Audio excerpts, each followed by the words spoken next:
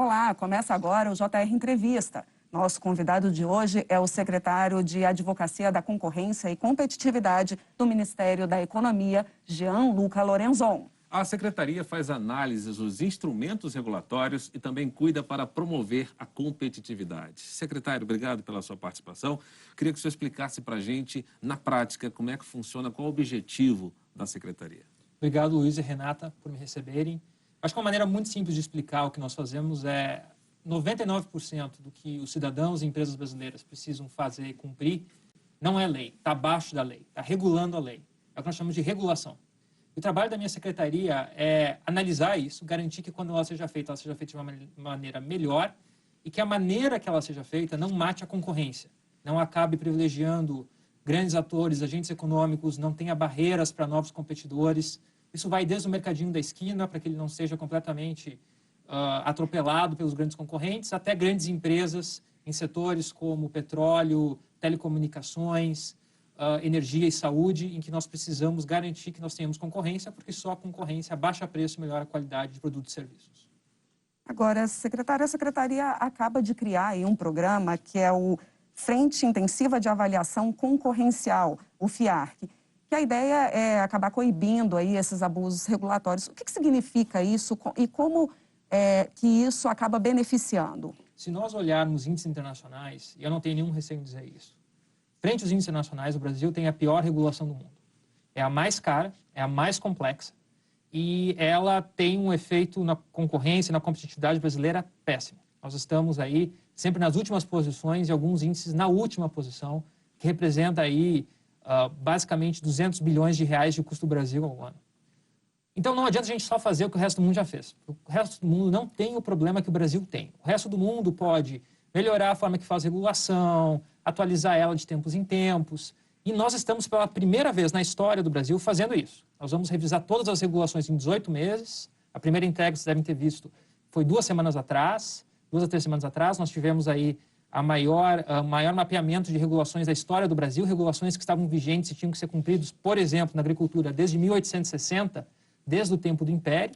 Então nós vamos revisar elas, nós vamos fazer regulação melhor, estamos adotando todos os instrumentos, mas só isso não basta. O Brasil tem um problema muito sério, A gente vê isso em todos os setores. Comunicação, telecomunicação é um deles. Então, para isso, nós vamos precisar atacar o que nós chamamos de abusos regulatórios, que são essas grandes bombas na regulação que causam distorções enormes. São essas regulações que impedem que o Brasil floresça startups, que a gente possa ter pequenas empresas competindo com grandes, a gente possa ter essa diferença, essa inovação, para que os futuros gigantes nasçam no Brasil também, as grandes empresas, não com a ajuda do governo, mas com a ajuda do Estado. Então, o Brasil tem um problema tão sério, mas tão sério que a gente vai ter que fazer essa frente. E essa frente funciona como se fosse uma polícia federal da regulação, vamos dizer assim. O que a gente faz? A gente recebe denúncias, nós vamos, ao receber essas denúncias, nós vamos fazer uma investigação, entre aspas, né, uma análise, que é a forma correta como a gente chama. Vamos ouvir a sociedade, vamos ouvir o regulador, vamos entender se a regulação está causando esse enorme dano que se tem um receio que ela pode estar causando. E se ela tiver no final, a gente indicia a regulação, o que fica aí bastante forte e serve como um grande incentivo para que essa regulação seja, em alguns casos, até cassada o quanto antes. Secretário, muito se fala sobre esses problemas que o senhor citou, a dificuldade de atuação dessas empresas, desses investimentos no país. Onde nasce essa dificuldade? Onde esse erro nasce? E onde nasce também a solução? Depende só do Poder Executivo para resolver isso? Depende do Poder Legislativo? Como é que se resolve isso? O problema nasce de todos os lados. A gente precisa ser bastante honesto. O problema não é um inimigo, não é nem o Congresso, não é nem uma agência reguladora. O problema é a cultura. Nós temos a cultura de achar que a regulação resolve alguma coisa. E o problema foi que nós fomos colocando regulação, depois de regulação, depois de regulação, depois de regulação. A gente virou o pior país do mundo em carga regulatória. E a gente vê isso. Quando a gente teve 1 ano atrás, 2 anos atrás, o problema dos patinetes. Qual que era a solução para os patinetes? Regular. Quando a gente tem algum problema com 10, 15 anos atrás, o problema era a diversidade de produções audiovisuais da televisão. Qual que é a solução? Regular. E a gente nunca pensou assim, quando que a gente passou do limite? Vamos imaginar aqui, a gente não precisa entrar nem no espectro ideológico, né? O espectro ideológico, alguma parte acha que a regulação é toda ruim, até prova o contrário, outra acha que a regulação é sempre boa, até prova o contrário. A gente não precisa entrar nisso. A gente só precisa entender que existe um limite. Existe um limite. Um ponto em que a regulação prejudica mais do que beneficia. E o Brasil não estuda isso. Ele não busca isso. E isso é um problema cultural. É um problema cultural. E isso, muitos políticos são forçados a entrar no Congresso e achar que a regulação resolve. Vários analistas e jornais criticam ou elogiam parlamentares pela quantidade de leis que eles submetem. Sendo que isso, no país que mais tem regulações, é uma coisa péssima, né? Enquanto a gente deveria estar olhando para, talvez, o deputado ou o congressista ou o legislador que mais retira elas ou que mais moderniza, muitas vezes a gente elogia aqueles que mais propõem novas, como se isso fosse a solução. Então o Brasil está aí, há mais de 100 anos, achando que vai ter que colocar mais lei, mais regulação, mais lei, mais regulação. Deu completamente errado. Estamos aqui nas piores índices do mundo sobre isso. Somos um país de renda média pobre. E, finalmente, agora, o que Luiz e Renata que eu destacaria é que a gente teve um voto em 2018 que disse assim, ok, nós tentamos esse modelo do Estado fazendo isso, intervindo, e não é só na economia, não é só na economia. As pessoas acham que regulação é uma coisa para a empresa. Não, regulação não é uma coisa para a empresa. Toda regulação, assim como todo tributo para a empresa, acaba na vida do consumidor. Quando você fala que um celular tem que ser mais especificação e não outra, quem vai sofrer não é a empresa. A empresa muda de mercado, a empresa vai para a China, a empresa vai para a Índia, a empresa vai para o México. É o consumidor brasileiro que não tem o celular que todo o resto do mundo tem. O cidadão brasileiro foi tratado pela regulação brasileira como um cidadão de segunda categoria. Isso é uma coisa que eu sempre deixo muito claro. É como se o cidadão brasileiro fosse uma criança incapaz de escolher por si próprio. E a regulação dos iluminados em Brasília é a única maneira de poder escolher por eles. E não tem problema que você tenha questões de segurança, você tem questões técnicas, todo mundo tem. Mas o Brasil passou do limite. E o consumidor brasileiro se tornou um consumidor de segunda categoria. Então, quando a gente fala sobre a importância da regulação, é importante a gente diminuir a carga regulatória, é para que o brasileiro pare de ser um cidadão de segunda categoria. Ele não merece. O brasileiro não é um cidadão, ele não é uma pessoa menos que qualquer outra pessoa do mundo. E pela primeira vez a gente tem tido essa discussão. Porque não sei se você sabe, quando a gente entra no governo e a gente fala assim, por que essa regulação está aqui? Ah, mas veja bem, o cidadão brasileiro não é que nem o cidadão de outro país, ele não vai conseguir fazer isso. Esse é um argumento muito sério. Para mim, esse é um argumento racista e xenofóbico.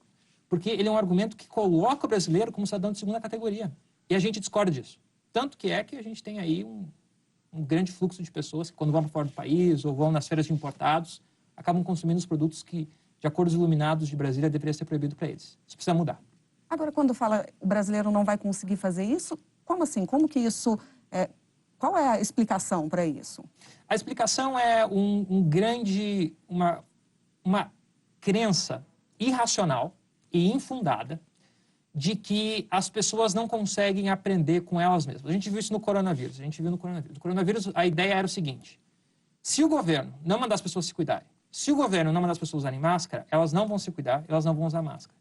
Bom, o que nós descobrimos? Que isso não é verdade. Você não precisou que as pessoas ficassem sobre a ordem ou que elas recebessem uma ordem que estivesse fechada. A gente viu isso em outros países do mundo, países em que não foi necessário que o governo mandasse fechar tudo, porque as pessoas automaticamente começaram a se cuidar.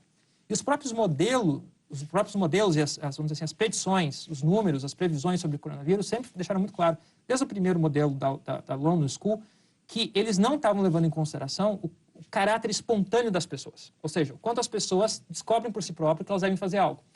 Isso é o problema também aqui no Brasil, principalmente nos órgãos reguladores. Eles acreditam que as pessoas não vão conseguir fazer uma boa escolha elas mesmas. Então, clássico exemplo, planos de saúde.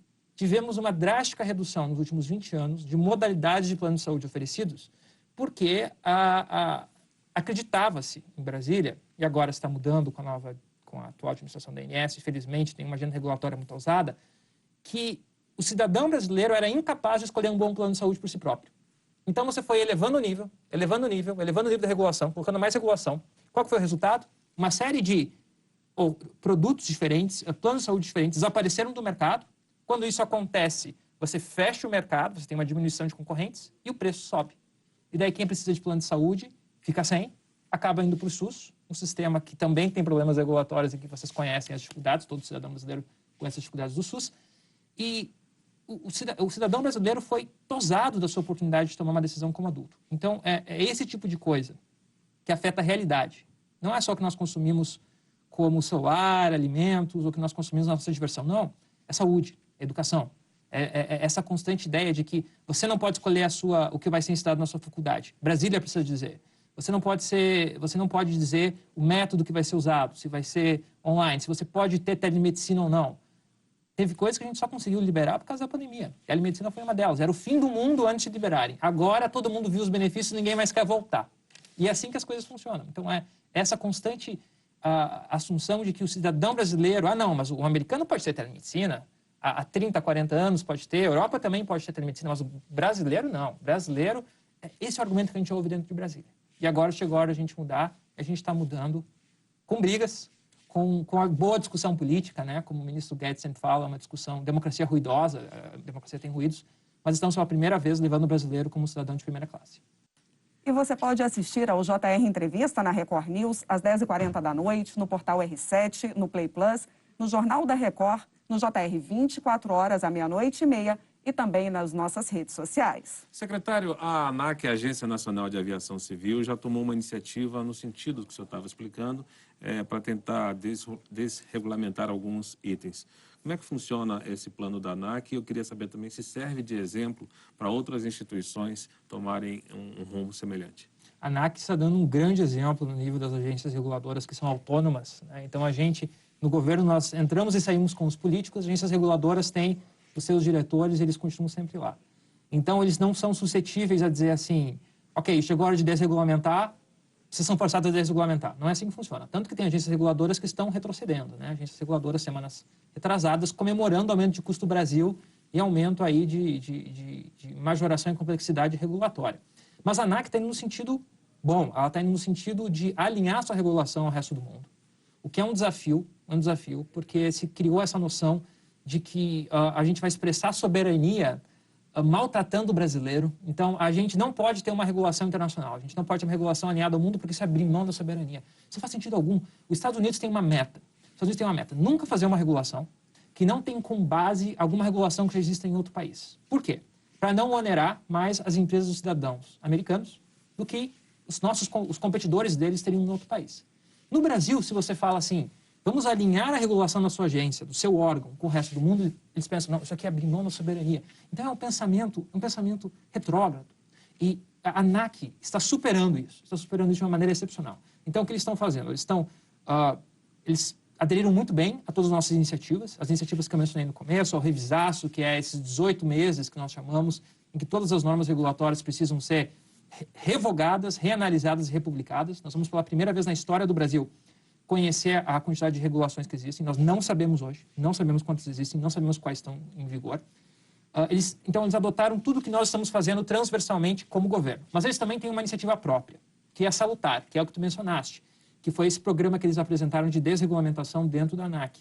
Esse programa tem todas as características que nós queremos ver implementadas em todos os outros reguladores, que são mais de 200 só no governo federal de reguladores que nós temos.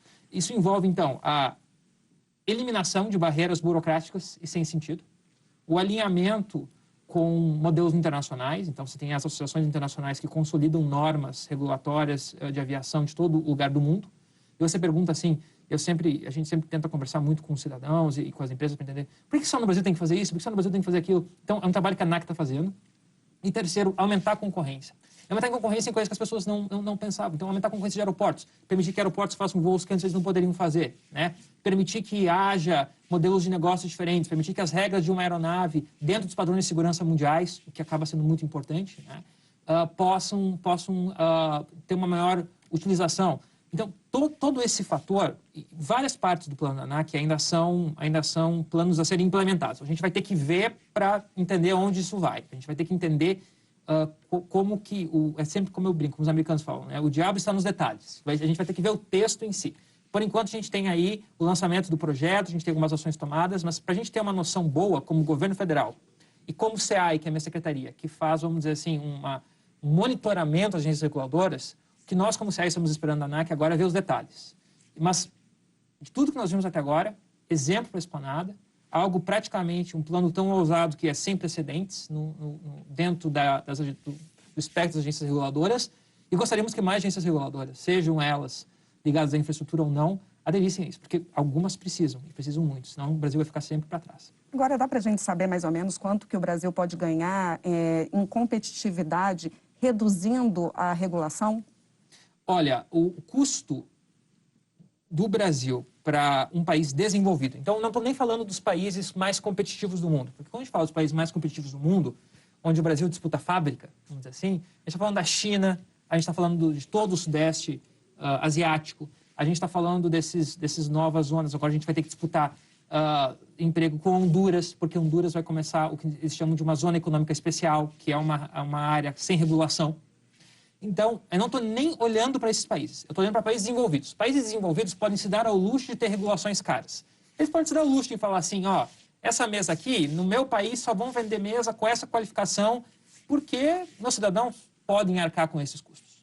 Se eu olhar para esses países em relação ao Brasil, é 200 bilhões de reais por ano que custa, ou seja, não é nem o quanto mais barato seria, porque na medida que você diminui, os custos se tornam, a redução tem um impacto mais produtivo. Mas esse é o custo que todas as empresas gastam ao ano em relação ao que elas não gastariam. Então a gente precisa chegar nessa média. Como é que a gente chega nessa média? A gente tem 1.008 quesitos. 1.008 quesitos, basicamente, em que o Brasil precisa pontuar para conseguir chegar nessa média e diminuir os custos. A gente só ganha de um país, a Argentina. Só que a Argentina não tem a complexidade que nós temos, porque a Argentina não é um país tão grande com a população tão enorme. Então, por isso que eu gosto de falar sempre que, em termos gerais, o Brasil tem a pior regulação. Agora, nesses 1.008 quesitos, Renata, vai ser a dificuldade, porque eles mexem com áreas em que você tem aí grandes empresas estabelecidas, muitas delas com a ajuda do governo. Eu, antes de achar no governo, acreditava que a nossa economia, alguns setores dela, eram viciados em subsídios. Quando eu cheguei no governo, eu descobri que elas são viciadas em regulação. Muitas empresas só sobrevivem no Brasil, infelizmente, ou só tem algumas indústrias ou alguns prestadores de serviço que só existem no Brasil porque eles conseguiram manipular o regulador e garantir uma proteção à barreira de mercado. Ou seja, no meu país, aqui no Brasil, só pode vender tal mesa. Só tem um ou dois competidores. Secretário, ainda no ano passado o governo decretou fez esse decreto que o senhor citou aí, conhecido como revisaço, né? Ele obriga, por exemplo, a revisão de todos os atos normativos inferiores a um decreto do prazo de 18 meses. Qual é o resultado desse revisaço na prática? Eu queria saber se realmente aquele número de 200 bilhões de reais que o governo disse que essa medida poderia reduzir o custo do Brasil foram de fato reduzidos. Bom, essa é um excelente caso para você entender Brasília. Se a Receita Federal soltar uma nova norma obrigando todos os contribuintes e contadores e empresas do país a cumprirem ela, você precisa cumprir essa norma a partir de amanhã, Luiz. Agora, se nós temos uma norma, que foi o revisaço, que manda com que todos os reguladores e servidores públicos e funcionários precisem cumprir essa norma e fazer o revisaço, adivinha qual foi o tempo que demorou para eles começarem? Qual foi? Mais de um ano. Mais um ano. Então, se uma norma da Receita Federal começa a vigir, você tem que respeitá-la no dia seguinte. Agora, quando é para dentro da máquina, quando é para dentro da administração pública, foi se postergando, postergando, postergando. Então, esse é um clássico exemplo de como a gente tem que lutar muito dentro do governo, e nós que viemos para fazer essa transformação, a gente sofre muito dentro da administração pública federal. Então, o revisaço foi isso. A gente publicou o decreto no passado, como tu mencionaste. Ele foi sendo postergado, postergado, postergado, mesmo com uma equipe muito parceira na Presidência da República, na SAGE, com o ministro Jorge, mas todo o governo federal, a burocracia, a máquina chorava. Não, a gente precisa de mais tempo para começar, a gente precisa de mais tempo para começar. Resultado, começamos faz 2 a 3 semanas, com a primeira fase dele, que é o que nós chamamos de mapeamento. Nesse mapeamento, foram identificados 220 mil normas, só federais, ou seja, só a nível de União, não estou pegando estados, não estou pegando municípios. Algumas em vigor desde 1860, como no caso da agricultura, do tempo do Império. Imagina você chegar hoje para o agricultor e falar assim, bom, estou aqui te multando, e pode ser feito, estou aqui te multando porque tem uma norma de 1860, que eu, como órgão, talvez nem conhecia, mas que nós estamos agora pela primeira vez descobrindo graças à gestão excepcional da ministra Tereza. Então, esse primeiro passo do revisaço, que foi o primeiro passo que foi dado, ele é um passo tão básico. Ele estava previsto em lei desde 1995. E nenhuma administração, desde 1995, teve a coragem de implementá-lo através de um decreto. Isso nos deixa muito triste, Luiz. Então, nós estamos, de um lado, tristes com toda a carga que nós precisamos lidar, mas o outro finalmente feliz que a gente vai fazer isso. O JR Entrevista faz uma pequena pausa e na volta vamos falar sobre o crescimento econômico pós-pandemia. Até já.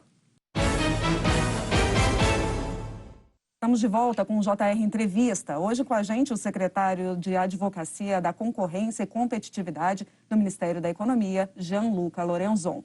Secretário, a pandemia acabou interrompendo aí a tão sonhada recuperação econômica e agora como fazer para a gente superar essa crise quando a pandemia passar ainda não passou?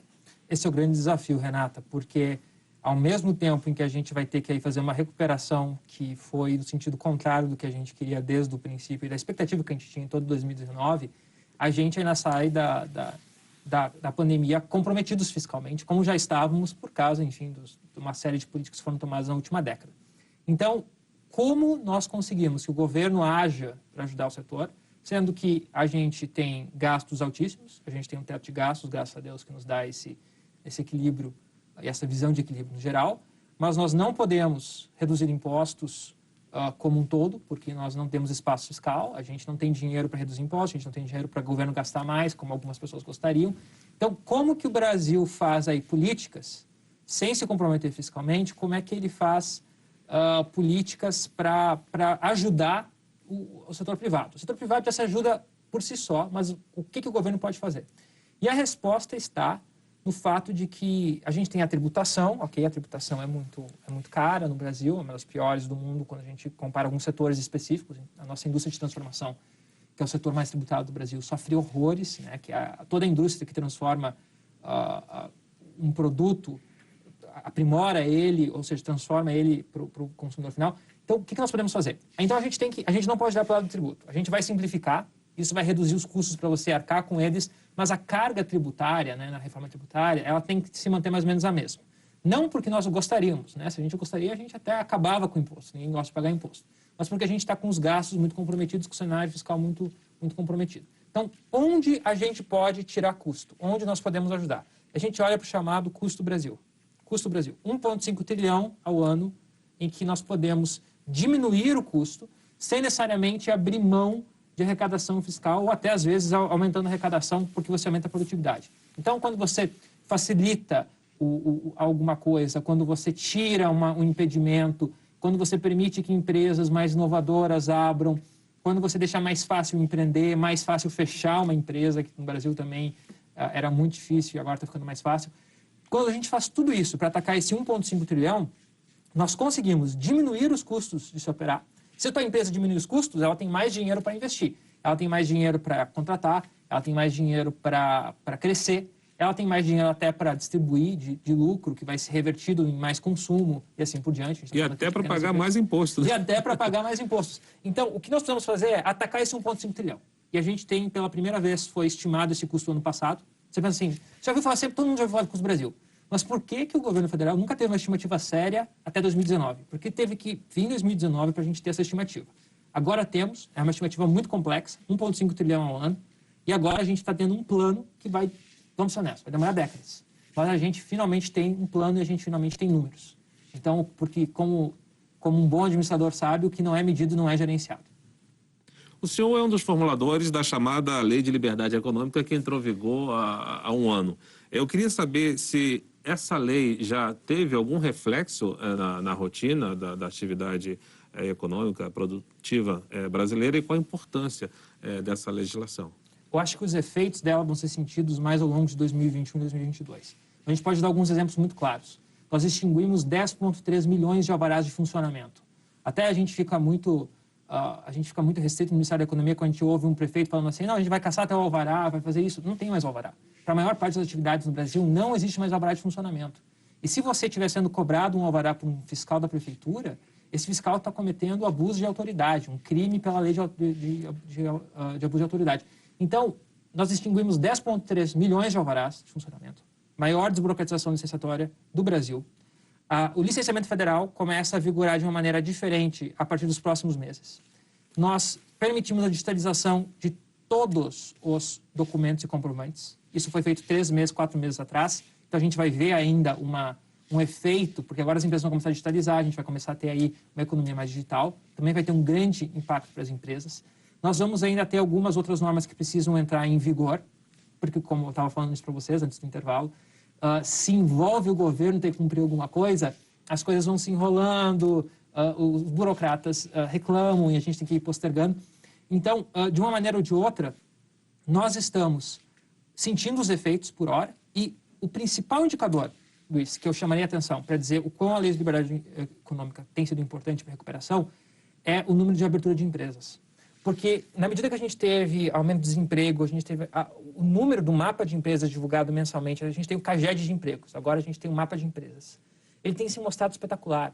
A gente tem tido aí um superávit no número de empresas abertas, mesmo nesse momento difícil da pandemia, porque, como a gente estava falando antes, na medida que você deixa mais fácil uma pessoa ter o próprio negócio, não só essa pessoa vai ter dignidade, ela vai ter formalidade, ela vai ter regularização, a gente deixa de ter invisíveis. A gente tem mais formais, a gente conhece as pessoas, a gente ajuda elas. Então, a gente está vendo esses efeitos.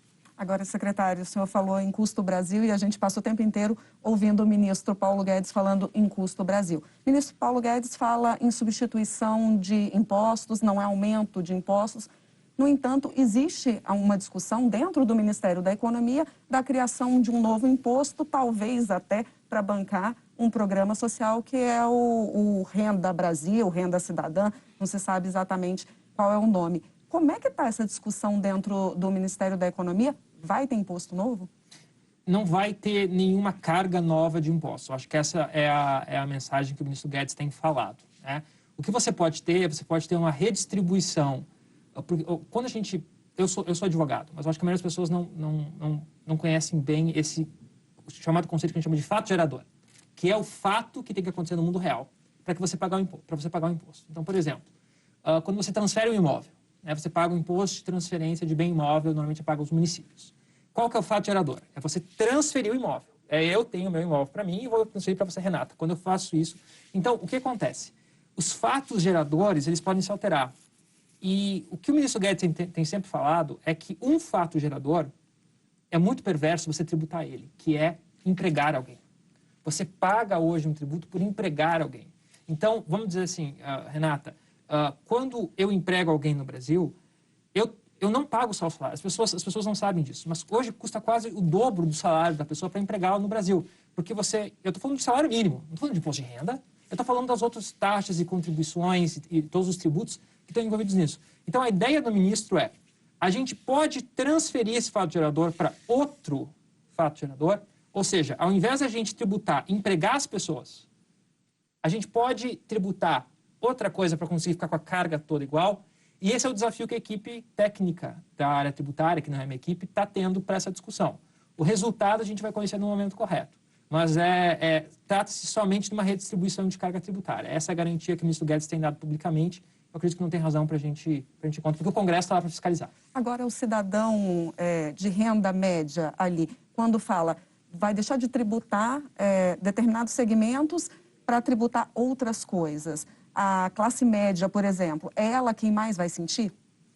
A classe média vai sentir, ao final, se a gente adotar o mesmo princípio da reforma da Previdência. Todo mundo paga para todo mundo pagar menos. Primeiro, a gente precisa definir o que é classe média. As pessoas, às vezes, não sabem. Às vezes, a gente fala para uma pessoa, bom, você ganha acima de 10 mil reais, parabéns, você está no topo 10% da sociedade no Brasil. As pessoas não sabem o quão pobre o país é. Então, uma classe média hoje no Brasil, 1, 2, 3, 4 salários mínimos até, às vezes, dependendo da quantidade de pessoas na família, isso é classe média. A classe média paga hoje, percentualmente, uma carga tributária muito maior ao todo do que algumas famílias de classe média alta e classe alta, porque nossa tributação está muito revertida no consumo.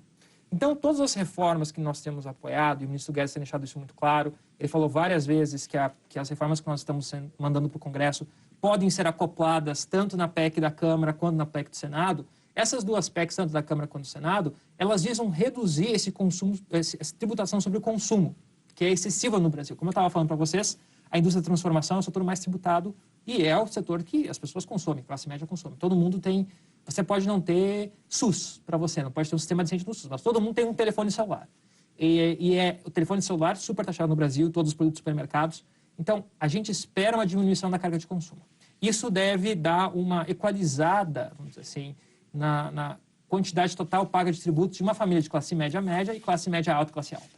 Ok, a gente vai para um rápido intervalo. No próximo bloco, vamos falar sobre a reforma administrativa. JR Entrevista volta em instantes. JR Entrevista está de volta. O nosso convidado hoje é o secretário de Advocacia da Concorrência e Competitividade do Ministério da Economia, Gianluca Lorenzon. Secretário, qual a importância da reforma administrativa tanto para a concorrência quanto para a competitividade?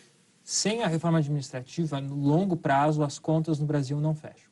E também nós não vamos conseguir ser um país competitivo se a gente acabar desvalorizando, para as pessoas pensam, quando a gente valoriza algumas distorções, alguns privilégios no setor público, a gente desvaloriza outras áreas do setor público e desvaloriza todo o setor privado. Então, o Brasil não vai ser um país competitivo se a gente não chegar nos mesmos níveis, tanto de gasto com o pessoal da administração pública que os outros países, que o Brasil tem uma das maiores médias do mundo, maior inclusive que a média da OCDE, e também se a gente não conseguir cortar privilégios, porque nós esquecemos, em cidades grandes como Brasília, Rio de Janeiro, São Paulo, a gente esquece o quão pobre é o país. Agora, secretário, o senhor falou em cortar privilégios. O que você achou da reforma que simplesmente deixou de fora militares, juízes, parlamentares? Não estamos cortando privilégios. A reforma administrativa foi feita para servidores públicos. Todos esses que tu mencionaste não são servidores públicos. Então, inclusive, existe uma discussão de constitucionalidade se a gente poderia ou não enviar uma reforma que pudesse abranger, por exemplo, juízes, legisladores e assim por diante. Mas esses não têm privilégios? Esses certamente têm algumas vantagens que o setor privado não tem. E elas variam de estado para estado. E a gente tem visto isso, a gente tem tido essas discussões. E eu acho que a sociedade também tem tido elas. Eu acho que agora cabe ao Congresso definir, porque nós mandamos, a gente precisa olhar para nós primeiro. PEC sequer vetada pelo presidente. PEC é um instrumento do Congresso Nacional. Então, nós mandamos algo, o governo federal mandou algo, pensando no servidor público dele, no servidor público federal. Agora vai caber ao Congresso olhar e falar assim, a receita está lá. A receita contra privilégios está na PEC que foi enviada. Cabe agora ao Congresso olhar e falar assim, ok, nessa receita também deve entrar as demais classes do poder. Está longe da gente alcançar, por exemplo, Coreia do Sul, Canadá e Austrália, que são países que, por exemplo, estão mais adiantados nessa questão de competitividade e desregulamentação? Bastante, bastante, porque, como eu mencionei, não é só uma questão de, essa administração quer fazer, outras não querem, é uma questão de cultura. Essa administração está aqui, estamos aí há quase 2 anos no governo, mas a gente tem uma agenda que às vezes não é encontrada por algumas agências reguladoras, nem deveria ser porque elas são autônomas, e a gente tem que também encontrar aí uma série de dificuldades. E existe uma cultura, o cidadão brasileiro médio, ele acredita ainda no poder da regulação de resolver problemas. A gente não conseguiu ainda comunicar como sociedade a importância e os danos que uma regulação mal feita, uma regulação excessiva causa. Então, é questão das intenções, dos detalhes. E é por isso que a gente ainda está muito longe. A boa notícia, Luiz e Renata, é que nós começamos. A boa notícia é que nós começamos e nós temos pela primeira vez uma administração que leva isso a sério.